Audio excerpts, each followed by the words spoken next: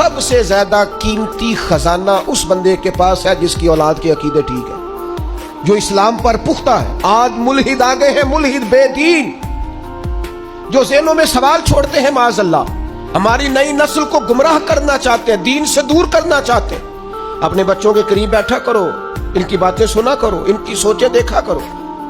تھوڑے دن پہلے ایک بچہ مجھے پوسٹ دکھانے لگا، کہنے لگا یہ دیکھیں ایک بندے نے پوسٹ کی ہے، کروڑوں اربوں روپیہ تم جانوروں کو قربان کرنے پہ لگا دیتے ہو، یہ غریبوں کو دے دو،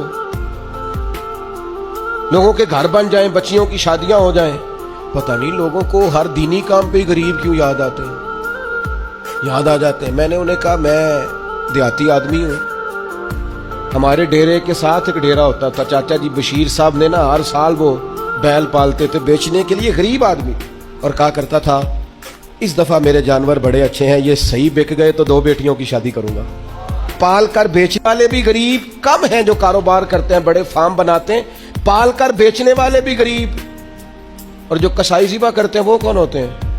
او میرا سارے انو بڑا گوشت باندھے کہندے ڈاکٹر ڈکیا ہے، وہ تو کھائیں گے مرغی یا بکرا، اے جننے بیڑے پلدے جے ماڑے ہی کھانے نے۔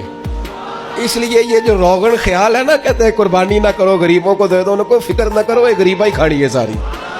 امیران تے بند دے سارے انو، جس سے پوچھو کہتے ہیں میں نے ڈاکٹر نے بند کیتا ہے، تو بھائی غریبوں کا کھلا ہے اللہ کے فضل سے، وہ انشاءاللہ کھائیں گے، بلکہ ان کے لیے صحیح کر کے کھلتا ہی بڑی عید والے دن ہے، تو آپ ان کا بھی بند کرنا چاہتے ہیں۔ اس لیے حضرت ابراہیم کی یہ دعا کہ یا اللہ بتوں سے ہمیں بچا، ہماری اولادوں کو بچا، وہ تو بچے ہوئے تھے، یہ دعا ہی ہماری تعلیم کے لیے، بچوں کی نگرانی کرو، ان کا خیال رکھو، یہ کسی بے دین بد عقیدہ کے پاس نہ جائیں۔ ان کی زبانوں پہ جب بھی نام آئے یا خدا کا ذکر کریں یا مدینے والے پہ درود و سلام پڑھیں۔